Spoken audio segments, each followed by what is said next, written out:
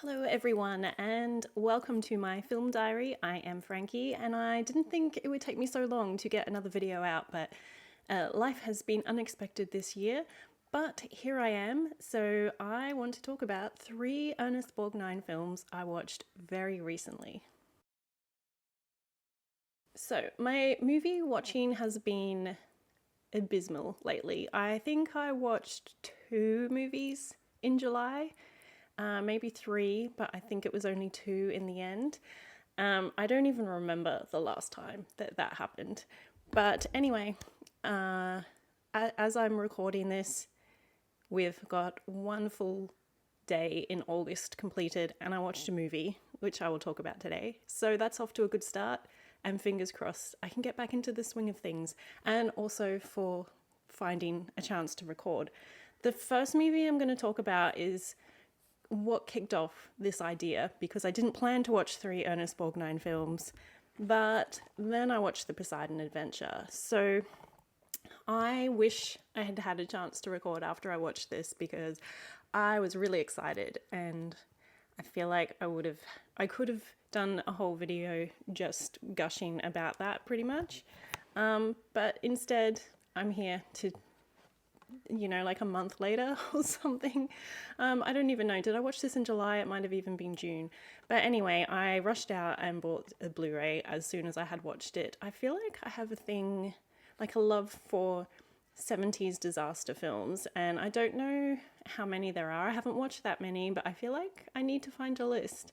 I mean, off the top of my head, there's the Towering Inferno and the airport movies, which I'm still working through. I think I've seen 3. I bought a box set a while back. So there's just something about these huge blockbusters back in the day when they had to do everything practically, because practical sets and everything, I think makes quite a difference.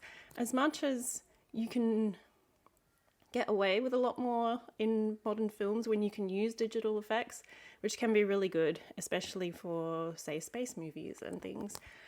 But I don't know, there's something about knowing that everyone is on set, and especially in older movies, some of the things, what was the movie? The name is escaping me. Oh, Guns of Navarone. Like, when you have scenes where people are like in water and there's just like things splashing against them and all of that, and the actors are probably having a terrible time because they're just right in it. And I feel like, I guess it happens still, but I don't know. Maybe it's the way movies were made back in the day that it feels more real, and it's something that I think about, whereas in modern films, don't often think about it so much. I don't know. I would have to study that, I think, and see, do actors just not just say, I'm not going to do that, and they're not put through so much that some old actors were? Not saying, I want really bad things to happen to actors, but it just adds to the story, I think, in movies like Guns from Navarone, watching those sections and they're struggling. But anyway, back to this one. So I'd been meaning to see this for years. Finally got to it one night when I was thinking, just wondering what to watch. And yeah, I thought it was great. So any movie that is a ship is going to be damaged and start sinking, or in this case flips over, it's going to be a good time, but you're hoping it's going to be a really great time. And it packs a lot into 90 minutes, which I appreciate. But it still has just enough time at the beginning to sort of jump around our sort of ensemble and give you just a bit of an idea of who they are before everything goes down. And I did enjoy that. And when it does happen, it's a New Year's Eve, so most people are in the ballroom. They've just celebrated midnight, and yes, I think there was an earthquake somewhere that has sent this giant wave towards the ship. Also fun to see Leslie Nielsen in this as the ship's captain. Back, it's just always weird to see him serious, I have to say.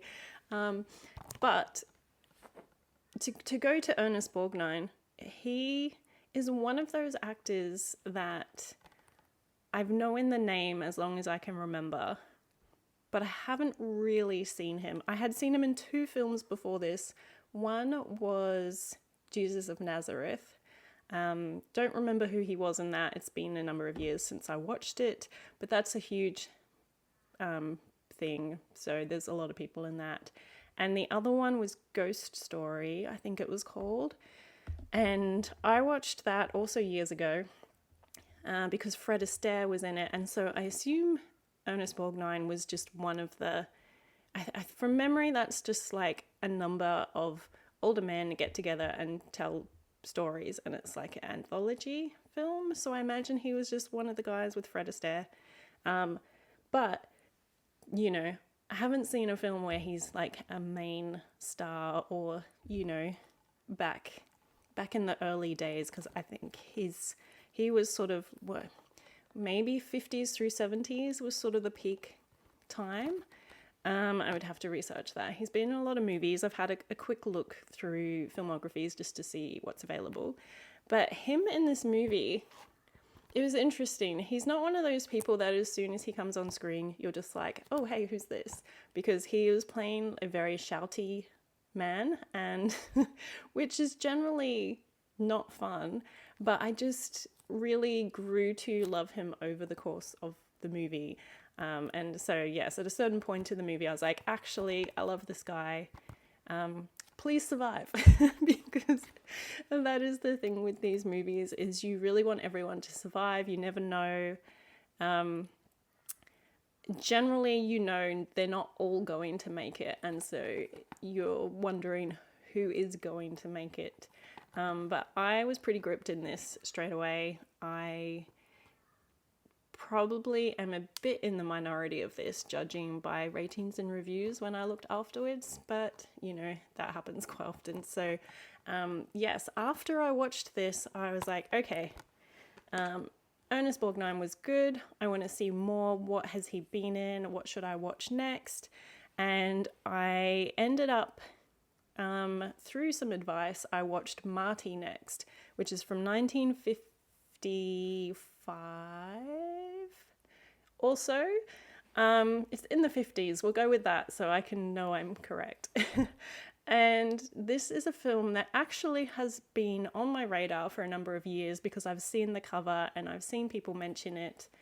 I guess I was just waiting until now when I really wanted to watch Ernest Borgnine films. And I really enjoyed this. This is completely different. Like his character, well, the movie and his character are completely different from Poseidon Adventure. He is this guy who is just struggling to, you know, meet women and potentially get married. All his younger siblings are married, and he just, you know, is being hounded by people about why he's not married yet, which would just be awful to deal with. And he goes out one night with his friends to this like ballroom dance place and finds a woman who is basically being ditched by her date. And he starts talking to her and they get along really well. She is a teacher. She's also quite reserved and has been struggling to meet guys. So they seem kind of perfect for each other. They're able to talk to each other, but it's the thing of his friends and family are maybe not so enthusiastic about him seeing her again. And it's an interesting movie because it takes place pretty much over a weekend. I think it starts somewhere around like maybe a Saturday afternoon when he's at work. Then he goes out that night and then it's the following day. And it ended where I didn't expect it to, because I think these days you wouldn't have a movie that just follows such a short time in the journey of what it could be. But it also works pretty well because you can just use your imagination to continue on the story from where it ends. And I have to say, even though it was unexpected that it ended where it did, there was a speech that he gives to his friend right before the end, which was just really great. And it won a lot of awards at the Oscars. I think it was Best Picture, Director, Screenplay, and Actor. And it's surprising sometimes to see what movies won awards back in the day compared to the types of films that do these days. But I'm very happy that it got some love. Less happy that it seems to not have as much love these days as other movies, because I couldn't see any nice sort of a boutique label release. There is a Kino Lorber Blu-ray I found. I don't know if it has extras or anything on it, but it is about double the price that Blu-rays normally cost at full price. So I'm not buying that. So I'll keep an eye out and just see if I come across one, because I would like to add that to my collection. So we shall see. And the third movie I watched was another one that has been on my radar for a while, for a few reasons. Firstly, it's a huge film, and I like to watch films that everyone talks about and celebrates, because chances are I might also like and celebrate them. Not always. There's some pretty major exceptions I've had over time, but this also is one that I had on my shelf because this is borrowed from my dad. And so he's been patiently waiting for me to watch it. I've had this for quite some time, between not watching movies so much this year and just having so many movies that I need to watch. It just kind of got there. But again, I think, I was just waiting until I wanted to watch Ernest Borgnine films. And, that's when I get to this. So again, this is not completely, but it's quite a different character. It's definitely a complete change from Marty, which, as I'm recording this, I watched this and Marty in the last couple of days. So yes, it was quite a transition. But I have to say, I really loved this. So yay, I am with the majority on this one. I have sort of been getting into Westerns. There's a lot I haven't seen, obviously. I should just say I've seen a handful. Just over the last 10, 15 years, I think, I've started watching Westerns. I just kind of avoided them for quite a long time. Okay, my foot's going to sleep. One day I will set up a permanent recording spot, but for now I'm just making do. So, Wild Bunch, it has a really good opening scene. So it's this group of guys come into town to rob the railroad, but it's knowing that they're coming. There's an ambush set up, and so that's quite an opening scene to start off the movie. In the end, those who survive ride off from town, and we find out that the guy leading the ambush was hired by the railroad. He was in jail because he got caught when he used to run with the guy. I should remember names. Is it going to tell me his name? No, because it's just talking about how great the movie is. Let's just say the leader of the Wild Bunch. I should remember his name. I just watched the film, but there's a lot of characters. So he used to run with him, but he got caught and went to jail, and the other guy ran off. So it's kind of like a personal revenge story that he wants to chase him. So he heads off with his group of guys to find them and capture them for the reward money and to avoid going back to jail. So that's sort of the flow of the movie. There's a really great train scene, which I do love in movies, and which leads into a bridge, nice little bridge sequence. And then the second half sort of involves selling weapons, and they're over in Mexico selling weapons, and things happen. I will just say that. This movie is about the journey. There's a lot you could say about it, getting into sort of the themes of it and things, which I can't do. I'm just going to go off and read and watch what other people have said about it. But I had a really good time. I liked this a bit. I have to say, I like it more than I expected, but for some reason, I just have this mental block about Westerns where I just feel like I'm probably not going to really enjoy them, even though there's a bunch that I have really enjoyed. So I got to stop doing that. But anyway, it's a nice surprise to find such a great movie. I am shocked that there's no nice 4K or fancy release for this, considering quite a number of big name Westerns have had that. So again, this is another one that's hard to find. I know the Blu-ray gets reissued, but JB Hi-Fi doesn't have it, and that's about the only place to go into store and buy it. So I might have a look around and see if I can find a secondhand copy or someone selling it cheap. But for now, I'm just happy to have watched it. I put the DVD into my 4K player, and it must have been a pretty great DVD because the upscale that my player did was very nice. DVDs don't always upscale so nicely. So it looked great, and I had a great time. And I have to say, I'm also seeing Warren Oates pop up in a number of these, and he's become a face I recognize. So that was fun to see him again. Ernest Borgnine was fun too. It's interesting seeing him sort of like one of the bad guys, because he's just got such a big smile, and there's a couple of moments where he smiles at people, and it's kind of chilling to see such a broad smile on a bad guy, because if he was a good guy, then it's just, lovely big smile. But on a bad guy, you're like, oh, you don't want to cross this guy. He looks like he might, he might be a bit dangerous. So that was fun.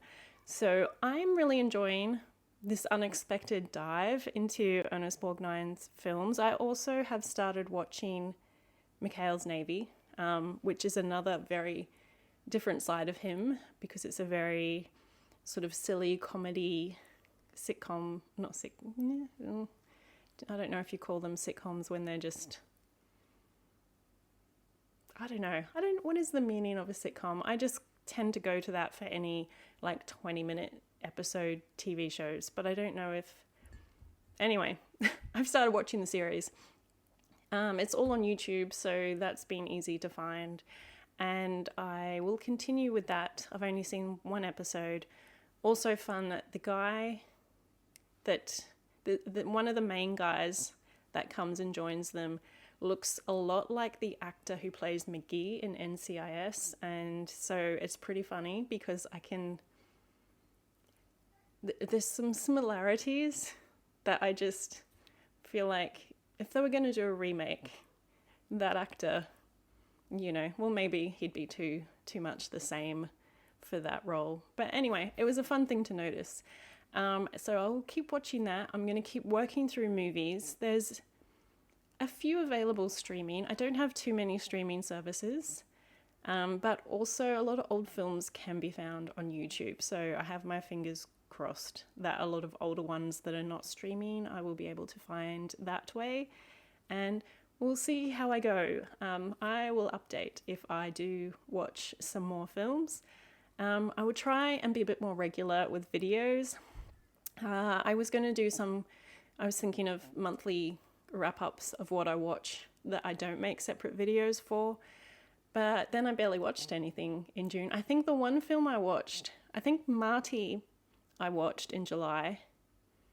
Did I say June? I meant July.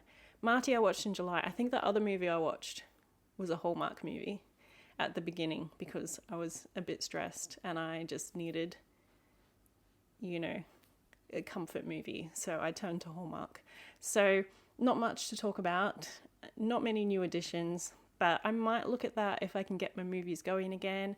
And hopefully soon I will have lot more opportunity for recording. So I can record things straight away when I have all the things to say. It's all really fresh. I have all my thoughts and feelings and moods and things. But yes, there we are. So if you have any recommendations for Ernest Borgnine films, because as I said, I've only seen 5. He's done a lot. Feel free to let me know and I will see if I can find them. Until next time, thanks for watching, and I hope you are watching lots of great movies too.